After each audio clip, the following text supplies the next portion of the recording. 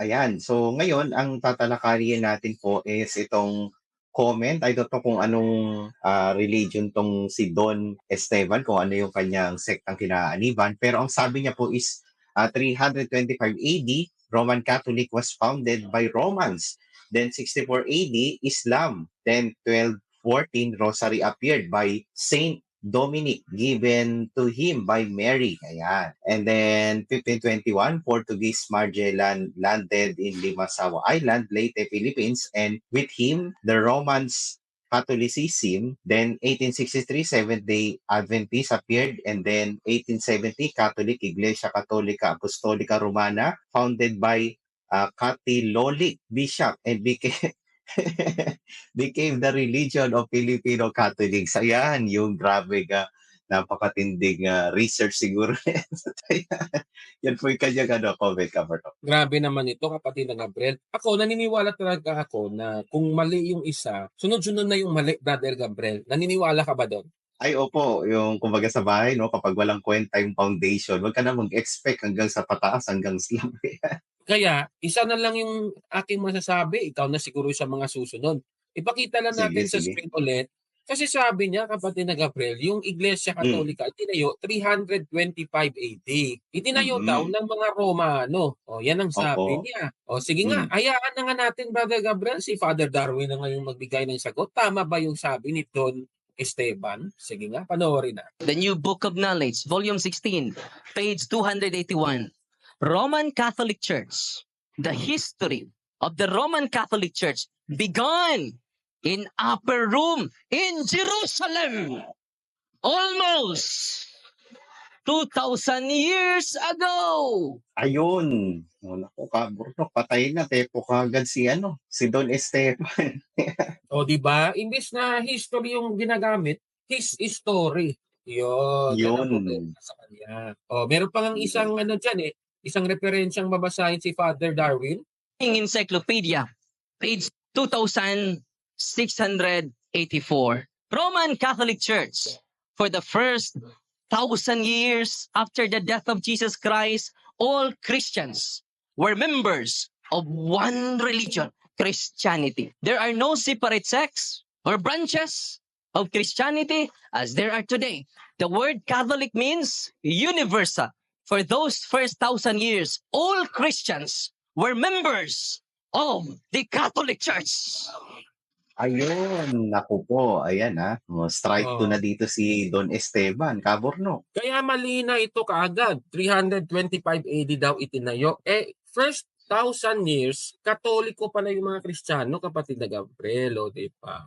Mm-hmm. Oo. Hindi lang lumitaw noong 325 AD, kundi ayon sa isang referensya na binasa ni Father Darwin, lumitaw yan, kapatid na Gabriel, sa pamamagitan ni Kristo dahil siya yung founder, hindi yung mga Romano. Mali itong si Don Esteban, gumagawa lang ng sariling history, kapatid na Gabriel, di ba? Yes, Kaborno. Kaya itong si Don Esteban, tad-tad na ng kagad pagkakamali kagad yung mga pinagsasasabi Nag-start na yung upper room in Jerusalem, sabi na yun na secular na tapos biglang babanat ito na founded by Romans.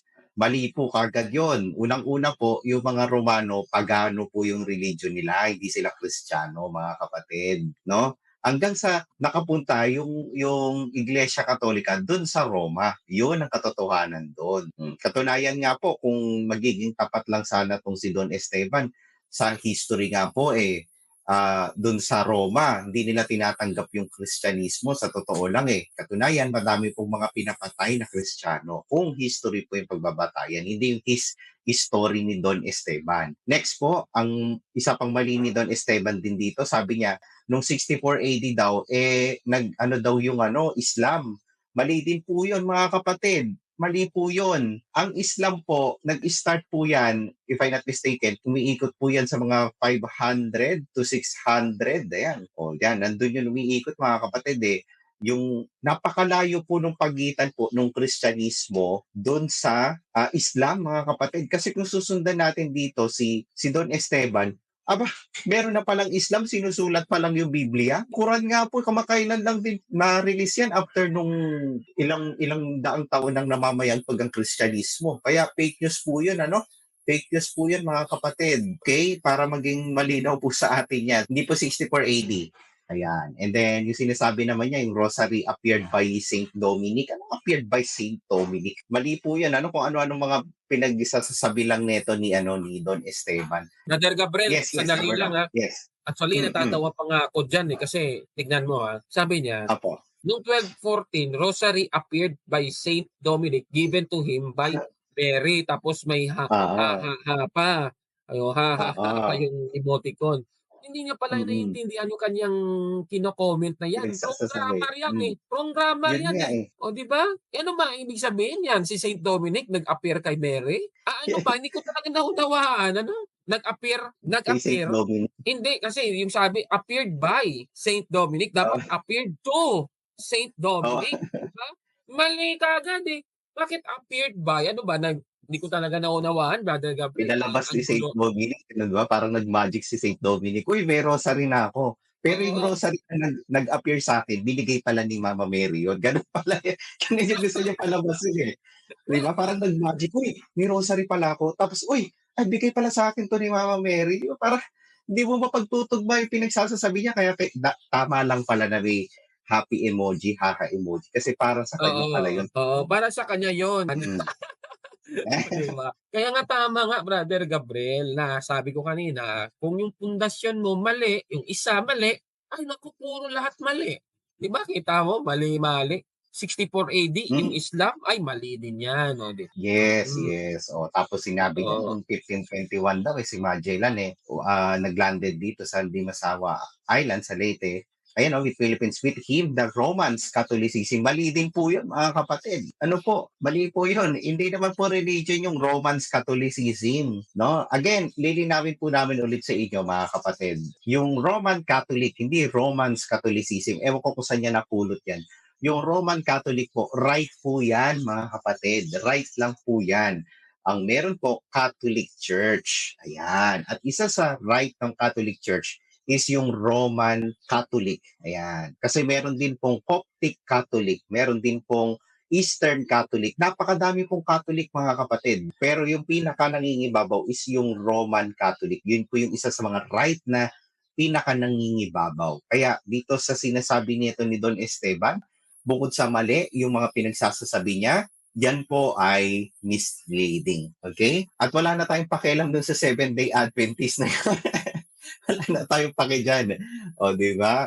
Yung sa Seventh-day Adventist appeared. And then, noong 1870 daw, Catholic, Iglesia Katolika Apostolica Romana, founded by Catholic bishops. Naku, mali na naman po yun, mga kapatid.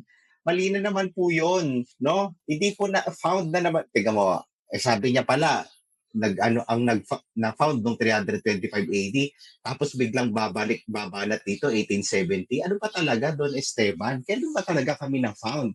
325 o noong 1870? Ikaw mismo naguguluhan sa pinagsasasabi mo eh. O founded by Catholic bishops? Mali din yun.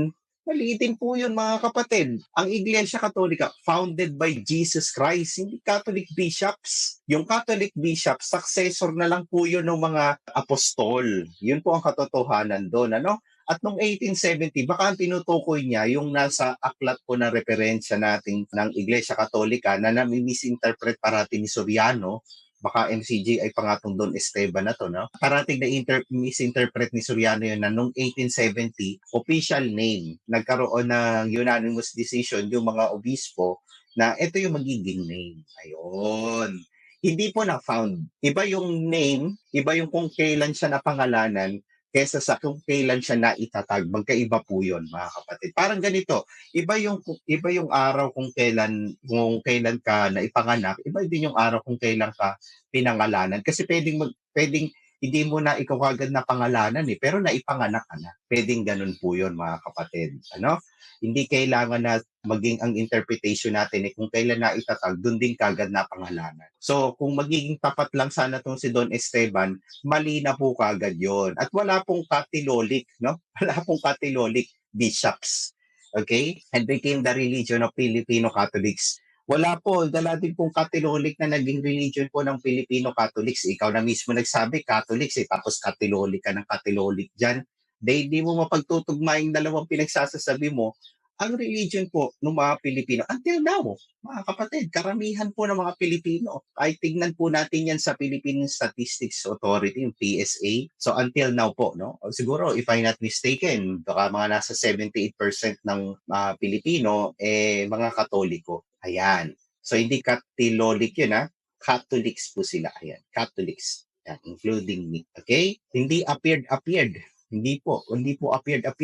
Katunayan, kung susundin natin yon, isang council po sila, no, magkakausap po yung mga obispo nag-uusap patungkol doon sa pangalan po ng ating simbahan. Kaya po, sorry po, Don Esteban, nice try sa paninira sa Iglesia Katolika, but I'm very sorry to say, nag-i-illusion ka lang po, kapatid na Don Esteban, sa iyong mga sinasabi. Sayang, di ka lang napahiya sa Iglesia Katolika, napahiya ka pa sa mga kapatid nating Muslim. Ayan po. So sana malinaw sa inyo yan, mga kapatid. Dito sa ating episode na to, ang Iglesia Katolika, tinatag ng ating Panginoong Kristo, hindi po ng mga Romano, hindi po ng mga Philippine bishops o mga obispo po ng ating simbahan, hindi po. At yung mga obispo po ng ating simbahan, nag-exist sila because they mga kapatid, they are the successors of the apostles. Okay? So sana malinaw po sa atin yan. So, maraming salamat po sa Diyos, mga kapatid. Muli po, ako pong yung lingkod, Brother Gabriel de Guzman, together with my partner,